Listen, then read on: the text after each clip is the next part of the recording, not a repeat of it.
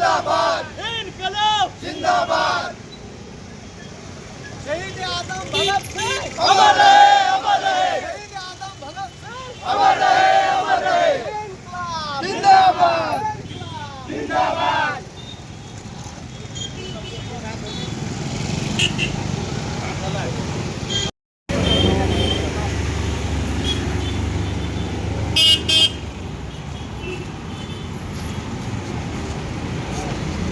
इनकलाब जिंदाबाद, इनकलाब जिंदाबाद। भारत माता के जिंदाबाद।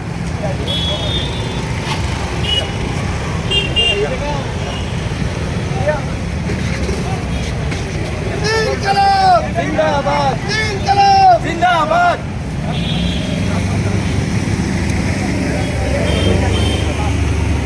आज वीर भगतसिंग फाउंडेशनतर्फे बलिदान दिनानिमित्त आपल्या वीरांनी जे स्वातंत्र्यासाठी बलिदान दिलं त्याची आठवण आजच्या युवा पिढीला आणि आजच्या समाजाला झाली पाहिजे. कारण की 75 वर्षामध्ये जवळपास जुनी पिढी संपुष्टात आली आणि नव्या पिढीला स्वातंत्र्याचं महत्त्व कळत नाही आहे. ते महत्त्व सांगण्यासाठी आणि दुर्दैवाने या कायद्याच्या विरोधात भगतसिंग आणि त्याच्या सहकाऱ्यांनी बॉम्ब टाकून लोकांमध्ये जागृती करून ब्रिटिश सरकारला कायदा मागे घेण्यासाठी भाग पाडलं. तशाच प्रकारचा कायदा महाराष्ट्र सरकार माननीय देवेंद्र फडणवीस अशा पद्धतीचा जनविशेष सुरक्षा कायद्याच्या नावाखाली व्यक्ती स्वातंत्र्य, अभिव्यक्ती स्वातंत्र्य आणि खास करून स्वातंत्र्याची गळचेपी करणारा कायदा आणतात आहे.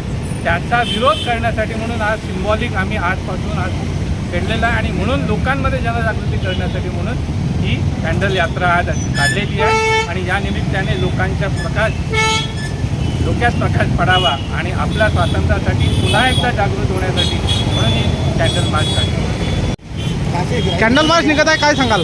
कॅन्डल मार्च निघत आहे. आजकालचे जे लोक आहेत जे आपल्या हक्कासाठी लढत नाही, जे 23 वर्षाचे मुलं होते, जे युवा होते, ते 15 आणि 16 वर्षाच्या वयामध्ये किसान आणि मजदुराचा विचार करायचे, पण आज ते मुलं ते नाही करायचे.